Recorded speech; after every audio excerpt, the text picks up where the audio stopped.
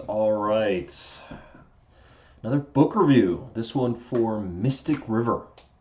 It is April 23rd, 2024, and I continue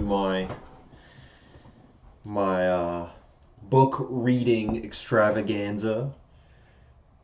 And this is a 500-page mystery book, like a real-world fiction mystery book. Not something I usually do, but spurned on by my new interest in like true crime, but of like the weird variety. I really wanted a mystery, and I watched Clue again recently, like a month back. And I feel like I just want a mystery. I wanted a good mystery.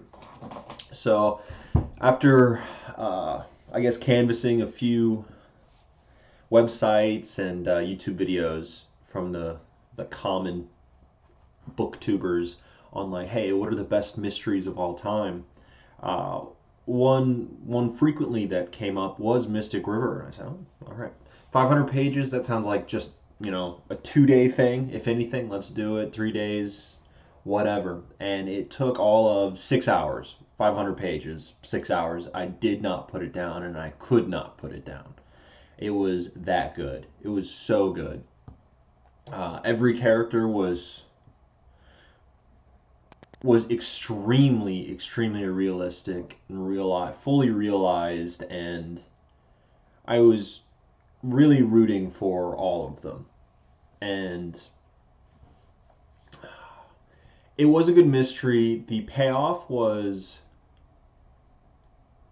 I don't know, the only flaw I guess would be the payoff to where it was, I guess, right. You could get there. You could get to there if you looked for it. And I really enjoyed that like they gave you all the pieces, and all the pieces were given to you, and it really was just one piece that made you, well, two pieces that really made you think, oh God, I should have known.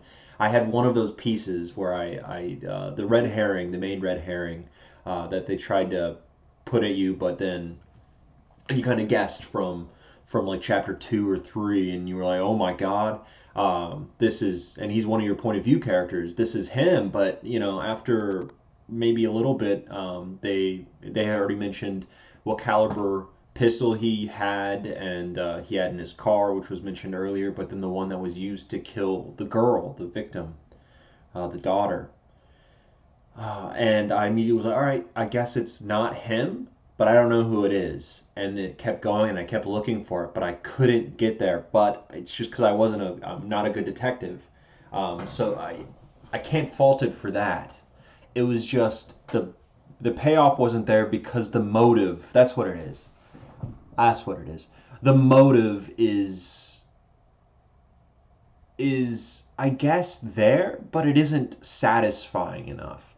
The motive was two like 13-year-old kids with their father's guns, and using it on her. And there wasn't really real motive besides like a kid who didn't want his brother to go away. Um, but there was another kid involved in it. Yeah.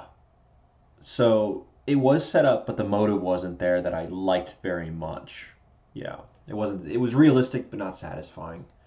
Yeah. But like all the characters are great. The dialogue is great. Like it felt great. It felt amazing. It felt like a really solid read. It is a 9 out of 10 book. It is 100% a 9 out of 10 book. The only thing keeping it, I think, from like 9.5 or higher, even like 9.7, is that motive. The motive gets to me. It just, again, this is why I'm doing this, because I finished it, and it didn't sit with me as well as it could have. And talking with this lovely camera makes me now realize the motive. The motive.